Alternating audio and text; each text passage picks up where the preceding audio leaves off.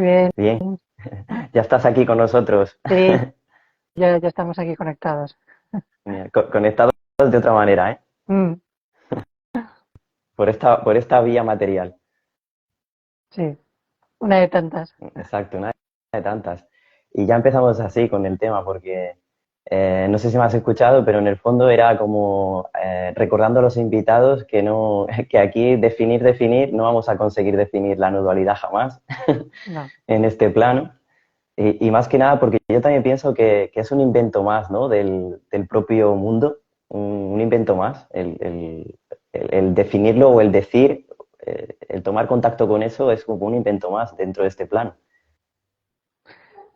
Sí, al final toda palabra se queda corta, o sea, toda palabra al final es un símbolo y en realidad no nos lleva a comunicarnos. O sea, hay un punto que cuando uno ya se une al instante, necesita hablar menos, necesita porque se da cuenta que no hay palabras que puedan expresar la verdad o que puedan expresar la experiencia. Entonces, queda, es decir, las palabras, el lenguaje, eh, se queda puramente en lo funcional, pero no llega un punto que tenemos que renunciar a eso, ¿no? A convertirlo más en experiencia, en presencia, sin necesidad de palabras. Yo creo que también eso es un aprendizaje pendiente que tiene el ser humano, el aprender a estar en el instante, compartir el instante con otras personas desde la presencia, no necesariamente desde el lenguaje verbal, porque parece que si estamos callados no nos estamos comunicando, no estamos presentes, cuando es todo lo contrario. Porque cuando nos comunicamos lo que estamos es creando un símbolo personal, eh, tú captas otro símbolo que lo conviertes en personal y por tanto desde ahí nunca nos vamos a comunicar. Cada uno está viviendo su propio significado personal, su propia película, sus propias ideas y no encontramos, a través del lenguaje verbal no vamos a encontrar algo realmente que nos una, que podamos compartir en realidad. Entonces, sí, es un aprendizaje el encontrarnos desde otro lugar. Sí. Mira, aprovecho esto que estás diciendo, como bien hace el espíritu, ¿no? Que aprovecha todo. Para mí el espíritu es como un buitre, un carroñero en lugar de una paloma, porque lo Mm, aprovecha todo. O sea, todo de lo que hay pues hace amor, ¿no? El que es lo que es en sí, la existencia, la experiencia. Entonces, aprovechamos esto y hablando sobre el estado de comunicación o sobre el comunicarnos, si entendemos la comunicación más allá de la forma, sería como un estado de presencia, incluso dentro de la forma. Es decir, mm, incluso dentro de las palabras, si uno está conectado con la presencia o con el ser, con el espíritu, ahí sí que está generando comunicación. Porque muchas veces nos vamos a que hablar, hay que hablar, y eso ya es comunicarse, y no es comunicarse a hablar. mm. Esto me Sí, gusta. al final lo que compartimos es un espacio. O sea, a veces no tenemos que descubrirlo y a veces incluso la manera más fácil de descubrirlo es cuando estamos con cualquier animal. Si tenemos un perro o un gato o cualquier animal, verás que ellos están en presencia y comparten la presencia.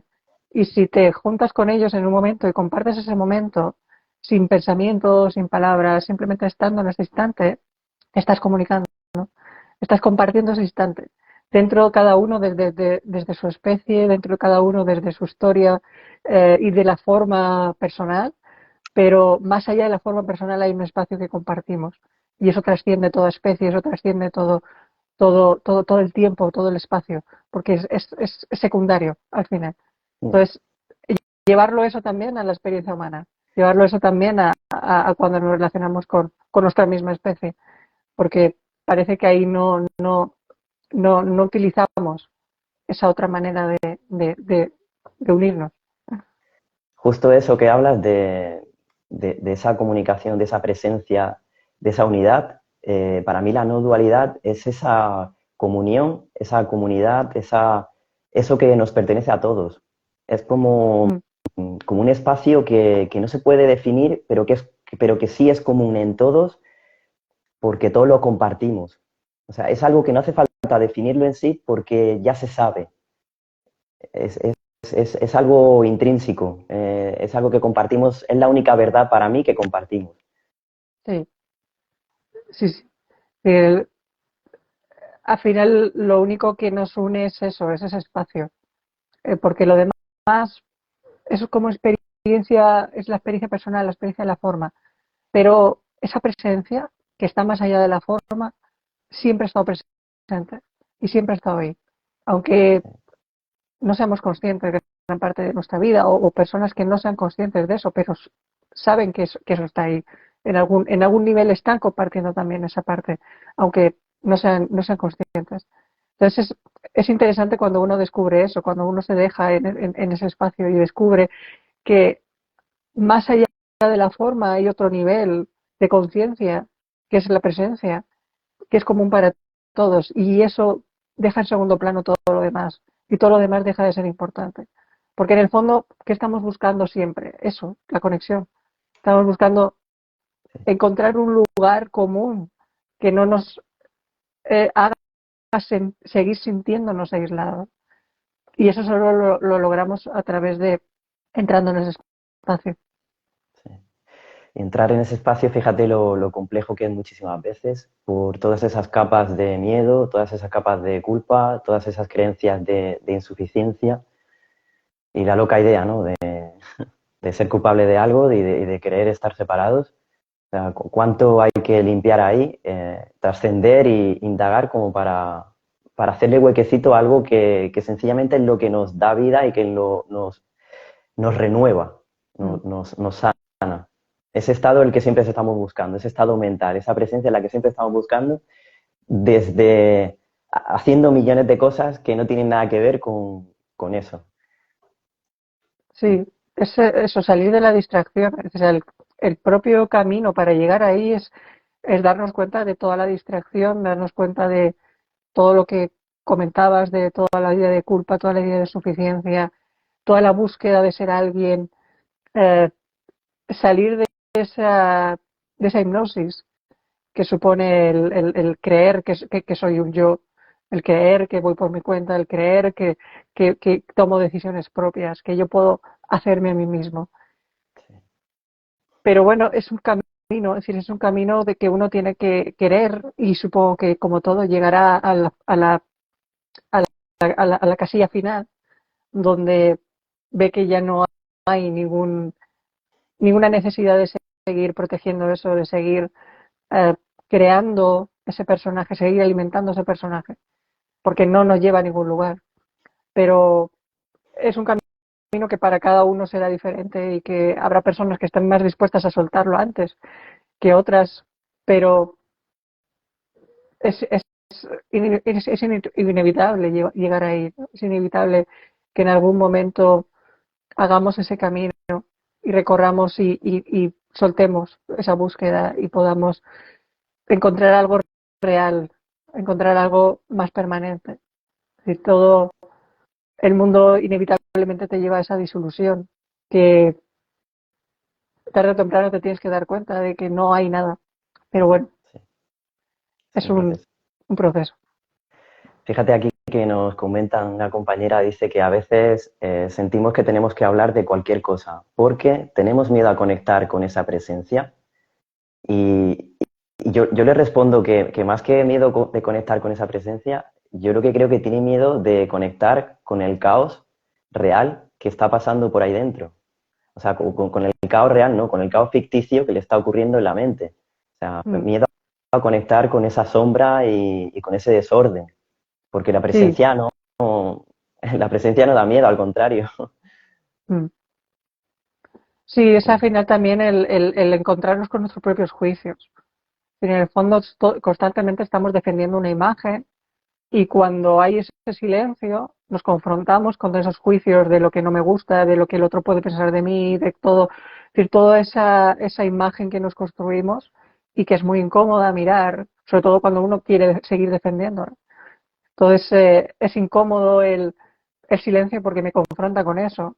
Empiezo a oír todos esos juicios de qué pensará el otro de mí, eh, cómo me verá, tener su aprobación. Entonces, es incómodo. Y entonces Lo que pasa que ahí, claro, el ego, ¿qué hace? Lo proyecta en el otro y creo que el otro es culpable, es que el otro no me habla, es que el otro es aburrido, es que el otro eh, no me presta atención. Y Me abandona. Sí, sí. claro, entonces, pero no me doy cuenta que al final son mis propios juicios. Porque si estuviera en paz con eso, no pasaría nada si hay silencio, porque no significa nada. Porque silencio no significa nada, no hay ningún error en eso. Entonces Sí. siempre ahí nos encontramos con la culpa, una y otra vez. Esa culpa que tratamos de ocultar todo el rato. Sí, sí, sí, interesante cuando vemos, bueno, mirando atrás, ¿no? En mi experiencias propias, cuando miro atrás, digo, madre mía, si es que yo ahí lo que estaba era huyendo o estaba compensando, o sea, una sensación de insuficiencia o una incomodidad o una creencia mía sobre mí, yo la estaba compensando pues haciendo cosas o reaccionando de tal modo o no asistiendo a tal sitio y todo era una huida, pero una huida hacia ningún lugar, porque en el fondo te quedas en la misma sombra todo el tiempo. Entonces, Mm. sí, veamos esto con el silencio, que es que nos lleva a confrontarnos tanto por el caos que hay. No es porque el silencio en sí sea nada malo. Claro. El silencio es neutro, es decir, no hay juicio, no hay ninguna valoración ahí. Entonces, lo que tenemos que dar cuenta es que todo juicio siempre es personal, siempre viene del yo que creo ser. Entonces, no podemos tener miedo al silencio porque no hay nada en el silencio, es decir, no hay juicio ninguno. Es pura presencia, es pura vida. Amor, amor, para mí es amor, pero claro, para encontrar o conectar con esa sensación, antes hay que entregarse a esa decisión o dar esa voluntad de introspección y de deshacimiento, de entrega. Y fíjate que aquí Olga nos dice de qué nos protege la culpa. Fíjate qué pregunta. ¿De qué nos protege la culpa? Ah, Pregunta. en realidad, de nada. Es decir, el miedo de qué nos puede proteger, el miedo, de qué nos puede defender, del propio miedo, en definitiva. En el fondo, cuando miramos todas estas ideas, vemos lo absurdas que son porque no tienen razón de ser. O sea, no, es decir, el miedo solo se defiende a sí mismo. Es decir, intento protegerme del miedo a través del miedo, como si el miedo me protegiera. Es decir, es un círculo que si lo observamos no tiene ningún sentido. Pero la confusión es, la mayor confusión es creer que el miedo que me defiende, ¿de qué? Del amor. O sea, ¿cómo nos va a defender el miedo si justamente estamos teniendo miedo de lo que somos? Entonces, al final es iluminar todo eso, al final es iluminar y ir viendo cada uno de todas esas ideas que sostenemos que no tienen ningún, ninguna lógica cuando las miramos, cuando las iluminamos, pero que tenemos que mirarlas, porque si nos dejamos llevar empezamos a vivir un mundo completamente eh, temiendo cosas que no existen, temiendo cosas que no son reales, ¿no? Como por ejemplo la culpa. O sea, ¿la culpa de qué? O sea, ¿dónde está el origen de la culpa si no hay ninguna causa real? Pero tengo que mirar que no hay causa real. Claro, y fíjate que por ejemplo, en la psicoterapia, en los grupos, cuando estamos viendo estos tantos perfiles o roles diferentes que se retroalimentan, ¿no? Son como el eneagrama, Mm. como entre ellos se fomentan y se enriquecen por las características, ¿no? Cuando hay un supuesto verdugo, hay una supuesta víctima y viceversa, y no saben que los dos están compartiendo la misma creencia, la creencia en el ataque o otro tipo de creencias. Y es como al final creemos que el problema está en el mundo, pero si yo estoy en relaciones de no amor, evidentemente, es porque yo no me estoy permitiendo ese amor y me estoy tratando a mí así. Soy yo el que me estoy creyendo mis historias sobre mí que me llevan a mantener o a vincularme o a relacionarme de ese modo. O sea, es como al final la culpa, si la mirásemos de frente, o sea, si la mirásemos, encontraríamos todos los regalos que tiene para nosotros, si no nos culpáramos por tener culpa o no nos culpáramos incluso por tener miedo, que esto es algo también muy recurrente, el, Mm. eh, el mirar el error como si fuera un pecado.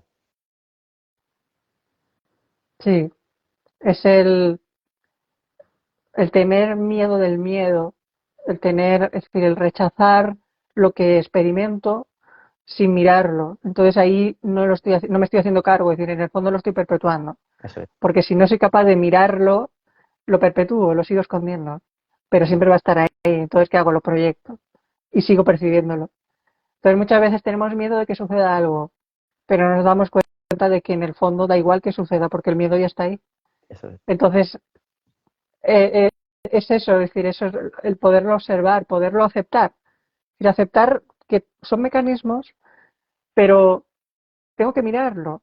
Y el hecho de mirarlo con profunda inocencia, sabiendo que no hay nada real, sabiendo que no hay consecuencia real y que solo lo puedo deshacer cuando lo miro, porque puedo ver su realidad, puedo ver que no había nada ahí, pero tengo que atreverme a eso, tengo que atreverme a hacer ese gesto de ir hacia adentro.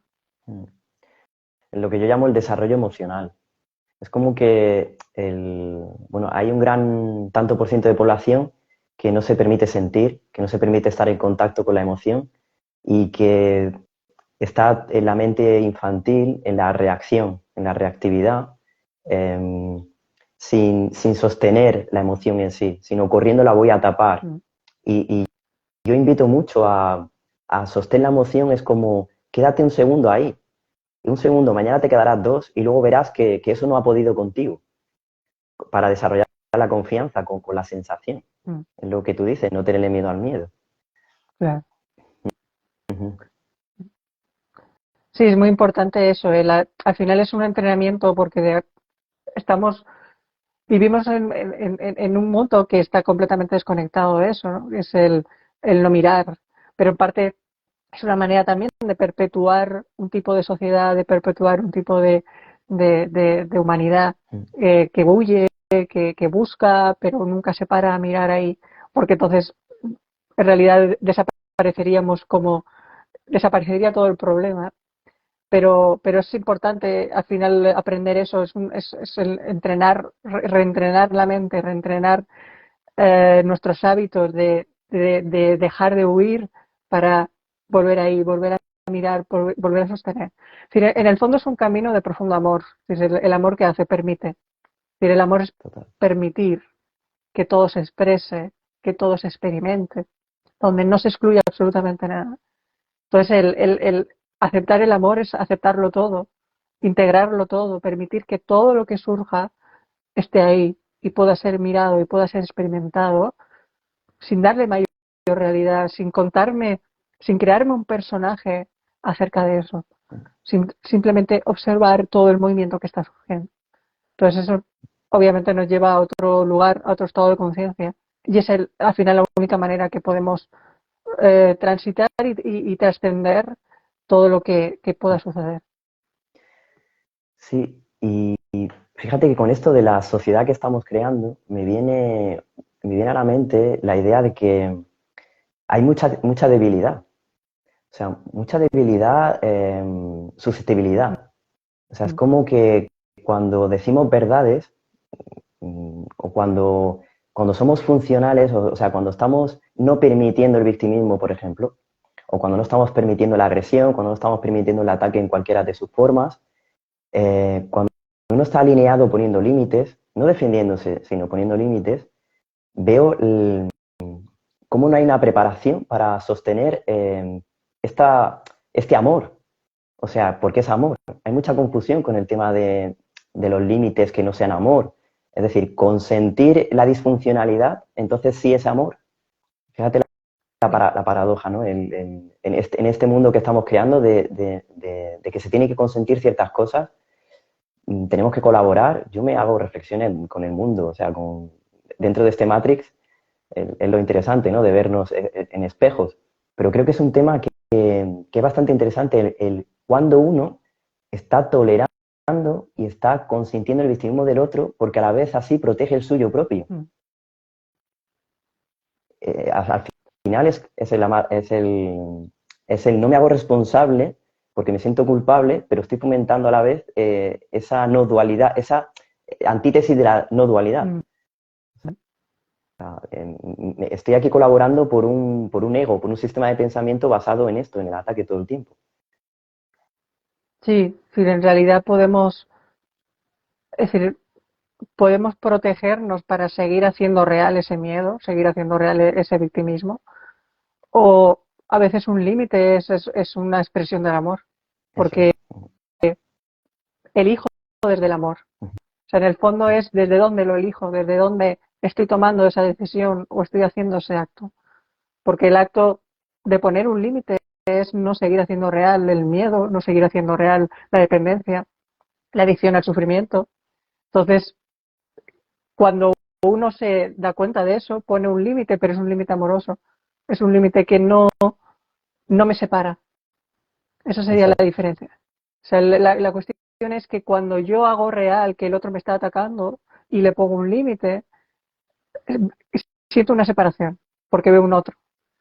Cuando yo acepto el amor y lo hago desde el amor, sigo viéndolo al otro, no necesito separarme del otro. Mentalmente no hay nada que separar, que rechazar.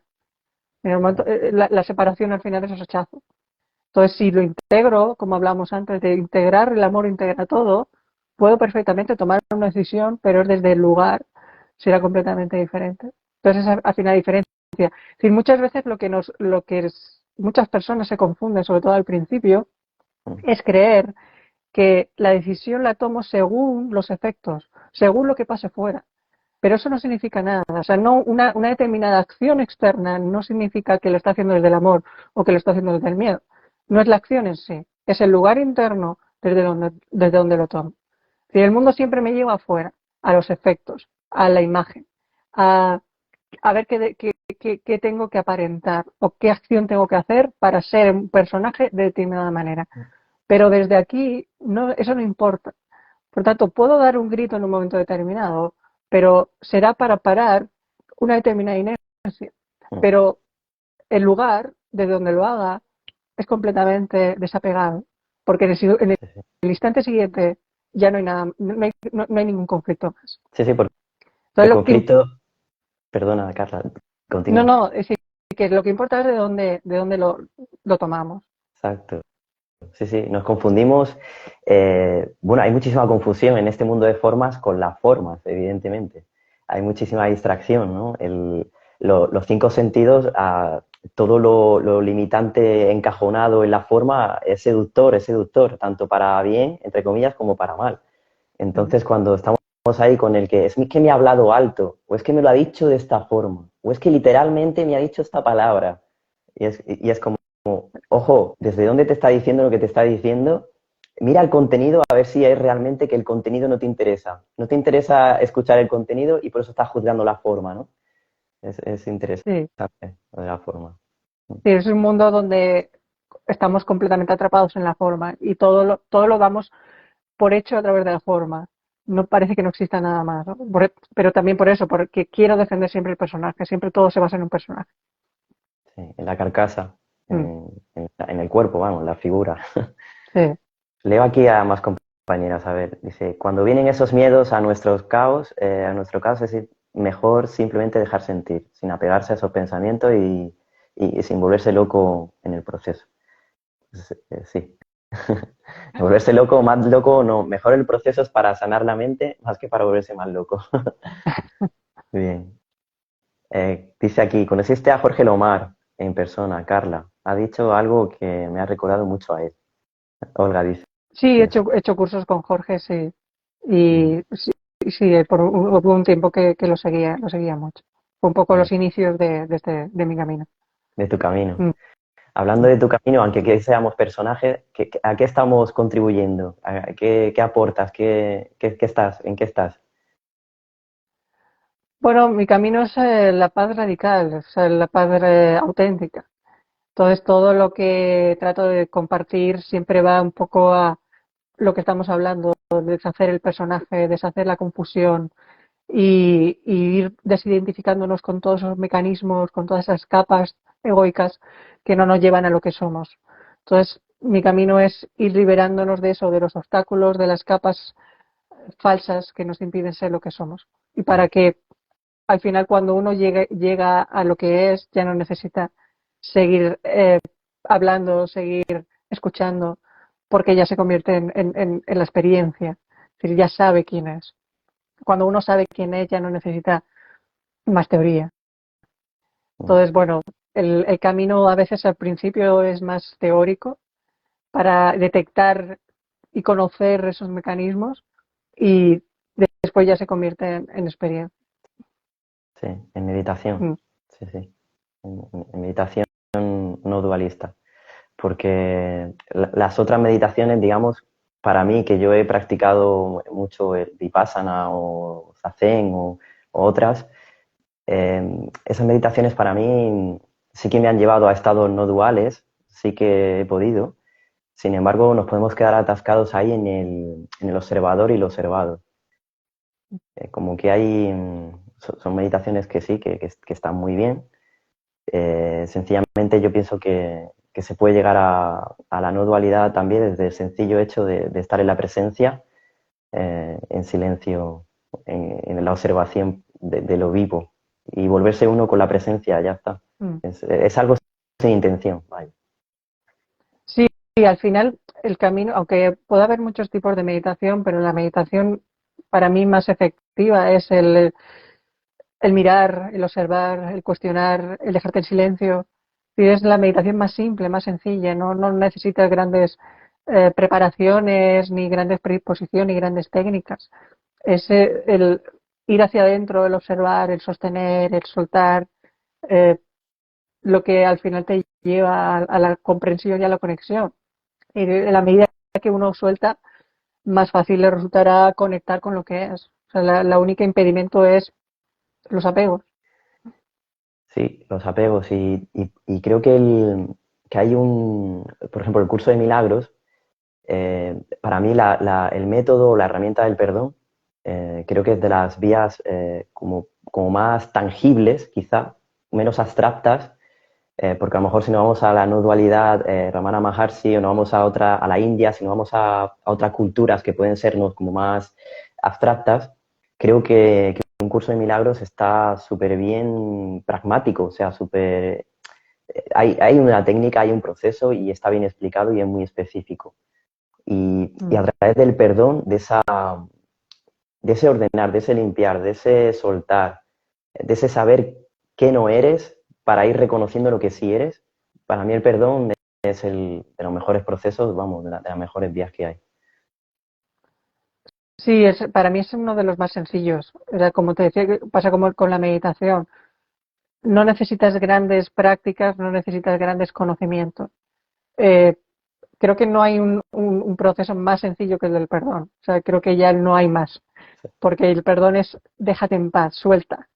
¿Sabes? Es decir, no trates tú de darte la respuesta a quien quieres ser y a lo que crees que te está sucediendo. O sea, déjate en paz, déjate en la consciencia. Deja que la vida, que la verdad se te revele, que la verdad te muestre quién eres en realidad. Entonces, es tan simple como soltar. Entonces, es más simple que eso, no creo que no existe ningún camino. Y al mismo tiempo es profundamente radical, porque no es decir, es muy simple, pero te lleva al final, te lleva a la radicalidad, te lleva a la profundidad, hasta es decir, que cuestiones hasta la última de tus defensas, de tus creencias, para darte cuenta que no hay nada real ahí. Y es la única manera que podamos conectar con la paz, con el amor auténtico, cuando no defendemos absolutamente nada. Y a mí es una de las partes que más me gusta, esa radicalidad que tiene el curso, de no quedarse en medias tintas o en una filosofía fácil, pero que en el fondo no te lleva a nada o te deja un poco ahí entre medias, sino que te lleva a lo más profundo, te lleva hasta hasta las tinieblas más profundas que puedas estar ocultando y para darte cuenta que no había nada real ahí. Entonces, para mí eso es un camino de amor porque no hay un amor más profundo que el que te libera de tus propias tinieblas. Sí, es un proceso totalmente donde se te indica todo el tiempo que estás equivocado. Y eso para el ego, por eso es tan complejo al principio, todas las resistencias que surgen, porque te está indicando todo el tiempo, has de acceder a un nivel de responsabilidad. Eso es lo primero que te dice. Para luego darte cuenta de que no eres responsable. Esto ya es el cómo que yo no controlo esto. Vamos a ver. O sea, es que te hace entrar en un viaje que no tiene nada que ver con todo lo demás que a mí me haya ocurrido, vaya. Entonces creo que surge tanta resistencia por esto mismo de que te saca de la importancia personal en todo momento. En todo momento. Te saca, te quita esos tesoros, ese anillo de Gollum, ¿no? Que mantiene ahí. Te quita de ellos, ojo, pero te quita de ellos no porque tú no se lo entregues, no porque te lo estés robando, sino porque al final se llega a un desarrollo de la confianza donde sabes que no hay otra vía, que no hay otra salida, que la única manera que estabas buscando de conectar con el amor, al final es darte cuenta de que estabas interpretando de un lugar incorrecto. Y ya Mm. es cuando te llega la humildad y dices, bueno, pues venga, que venga lo que quiera, que me vengan las experiencias que me toquen para ver y a entregarse. Sí, es muy Sí, radical. te lleva a la pura rendición, o sea, te lleva a darte cuenta que solo a través de la rendición puedes estar en paz. Y eso, claro, al ego le da un miedo tremendo. O sea, al principio, yo creo que es la máxima dificultad que tiene el curso, el encontrarme constantemente en la resistencia. Cada vez que me dice que suelte, que no soy lo que creo que me está ocurriendo, que no soy todas las historias que me estoy contando y que no soy finalmente ni siquiera este cuerpo, ni siquiera esta identidad. Y eso es lo que más le cuesta, porque podemos aceptar incluso hasta cierto punto, pero después tenemos que seguir avanzando en liberar y soltar hasta la última de las creencias. Entonces, incluso muchos de los estudiantes del curso no llegan hasta ese final. Se quedan a veces un poco en los puntos, en el punto intermedio, aceptan hasta una parte, pero siguen identificándose a lo mejor con un cuerpo, siguen queriendo curar lo aparente, moverse todavía en el nivel de la forma, pero la invitación es llegar hasta el final, la invitación es soltar hasta la última de las creencias, hasta la última de los significados que tú mismo te has dado y que no es quien eres. Sí. Al final para darnos lo que nos pertenece, Mm. o sea, el regalo que nos pertenece, esa no dualidad, ¿no? Muy bien. Carla, si es que estaríamos todo el día hablando de algo tan que no hay que hablar y sentir y Mm. experimentar. Y bueno, y en el fondo es tan sencillo que al final lo hacemos complejo por nuestra resistencia, como estamos hablando. Sí. Es la única complejidad que puede tener es la propia resistencia. O sea, no hay más, o sea, no hay más dificultad, pero es la gran dificultad. Mm. Es decir, la gran dificultad que nos puede llevar años, que nos puede llevar incluso múltiples vidas hasta emprender ese camino. Es decir, no es algo que uno pueda aceptar de la noche a la mañana porque requiere una gran rendición, una gran predisposición y sobre todo a un gran agotamiento. Es decir, uno llega cuando ya está agotado de buscar, de sufrir, de vivir siempre las mismas experiencias, de no encontrar nada que sea estable, sostenible, que sea auténtico. Entonces llega uno a este punto ya cuando está cansado, cuando ya ve que no hay nada ahí, pero hay que llegar hasta ese punto. Sí, algunas veces o bastante. Fíjate que Olga nos pregunta justo esto, dice, ¿por qué quiero tratarme mal? ¿Por qué tengo esa adicción?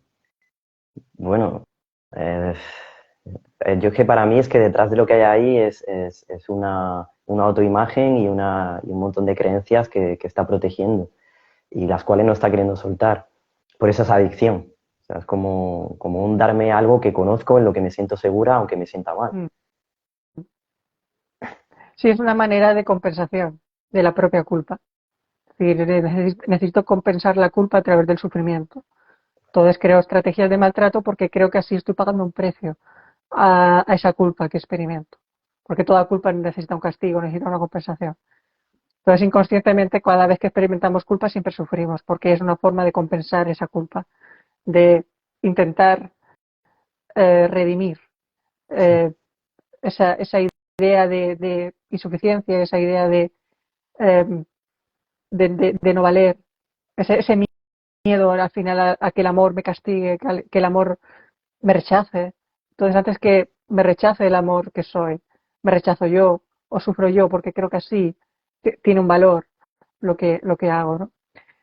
Pura confusión una vez más, pero que tenemos que mirar los mecanismos, que al final son mecanismos, son programas que funcionamos de forma automática, pero que los tenemos que ir disolviendo en la medida que los miramos y los reconocemos como falsos que son, ¿no? Pero tenemos que estar acompañados por la propia guía, el propio acompañamiento del amor que nos lleve a reconocer que todo eso no tiene ningún sentido. Sí.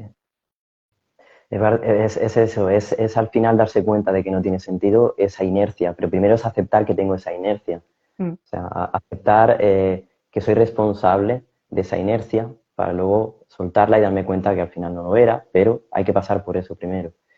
Y para mí es pedir ayuda, o sea, pedir ayuda a lo que crea cada uno que tenga que pedir ayuda, a un profesional o al espíritu, lo que cada uno crea. Es entrar en silencio y entrar en una oración. Simplemente la voluntad o sea, esa predisposición ya genera un espacio donde algo diferente pueda suceder. Sí, es eso, el no darme yo mis respuestas. Entonces, cuando me abro a no darme yo las respuestas, entro en ese espacio, entro en esa apertura de dejar la mente personal para abrirme a la totalidad que soy. Y desde esa totalidad me volverá a mostrar el camino, la técnica, eh, simplemente puede ser o sea, las miles de maneras que la vida tiene para mostrarse, para traerme la información que necesito o qué necesito ver, qué necesito reconocer.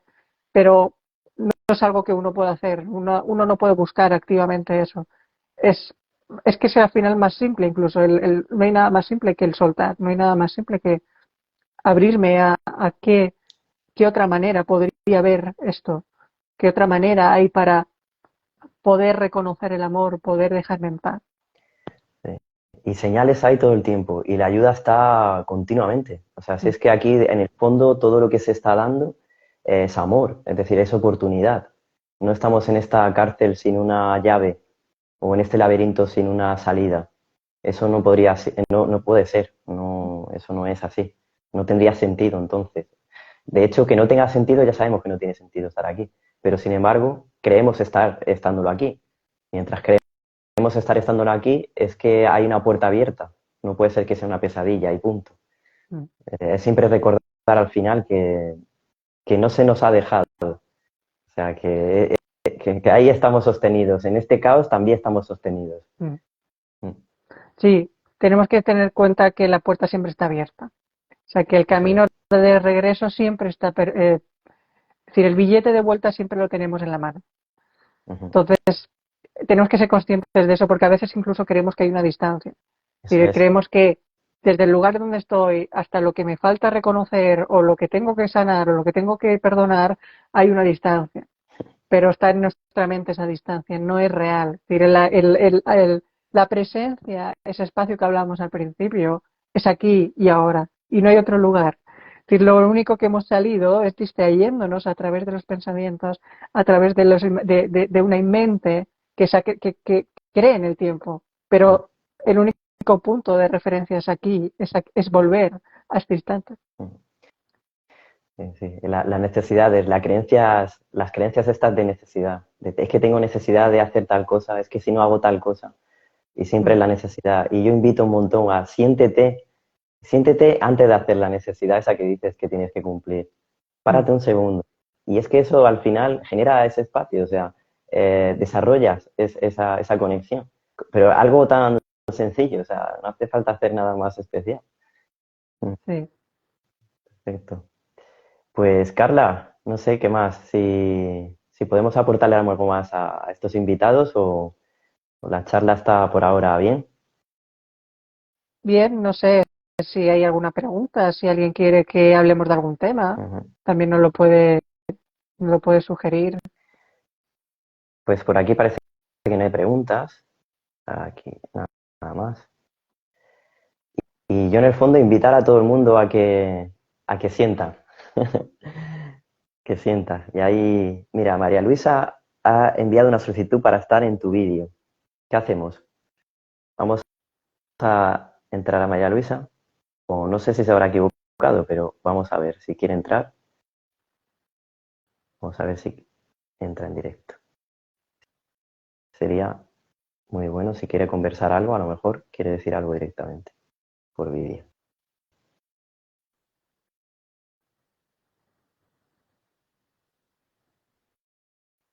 Carla, estás haciendo cursos, ¿verdad? Estás ofreciendo sesiones grupales también. Sí, sí, hago sesiones grupales de no dualidad del curso, donde también facilitamos el curso y compartimos. Eh, bueno, básicamente mi camino es ese, la paz radical, donde comparto eso desde formaciones a grupos online y todos los medios que hay para poderlo facilitar cada uno desde el punto que necesite. Mm, Habrá personas que se identifiquen más con lo grupal, habrá personas que necesiten más lo individual. Entonces, en cualquier caso, están todas las opciones. sí, genial. Y aparte hacerlo todo como muy práctico, o sea, bajar toda la no dualidad es bajarla a la tierra, o sea, que Mm, podamos practicarla, sentirla, experimentarla, que no sea algo tan metafísico, tan con la idea esotérica incluso, ¿no? Que se hace de ella, que estamos en una era o en un momento donde, donde hemos de entrar más en la práctica, en el mm, me implico desde lo más tangible que tengo, que al final en la mente. O sea, y que la mente no está encerrada en un cerebro, que mm, la mente está ilimitada en todas mis experiencias y en todo, en este físico que me creo ser. Entonces, hacer uso de herramientas de introspección y de discernimiento. Pues mira, María Luisa no entra, o sea que creo que fue una equivocación. sí, a veces pasa. Sí. Pues nada, yo también quería recordarles a los compañeros esto, que si quieren visitar tanto tu web como la mía, pues ahí la tienen, hacia el ser, ¿verdad? Hacia el ser.com Mm, y sí, la mía mentenodual.com. Y bueno, el martes comenzamos con un 21 días del perdón, por si alguien quiere inscribirse. Para bajar el perdón de la no dualidad, pues bajarlo más a la tierra, hacerlo más, esto, más tangible. Carla, me mm. gusta mucho estar aquí contigo, Sí, encantado. para mí también ha sido un placer compartir este rato, Mm, para al final recordarnos lo sí. que somos. Sí, esto es como una invitación también a los demás compañeros y compañeras a que compartan desde lo más su ser que puedan. O sea, que generemos comunicación real, que Mm, compartamos de verdad, que, que estemos en presencia, ya sea de alguien que sea muy distinto a nosotros o no, pero que estemos en nuestra mente recta lo máximo posible para así evocar esa mente recta en el otro. Eso es lo que invito mucho también, a mm. compartir. Genial. Sí, comparto también esa invitación. Muy bien. Muy bien, Carla. Pues nada, nos vamos viendo por las redes o por donde sea. Sí, Muchas estamos en gracias. contacto. Gracias, sí, un Gracias. placer. Igualmente. Chao, compañeras y compañeros. Que vaya bien.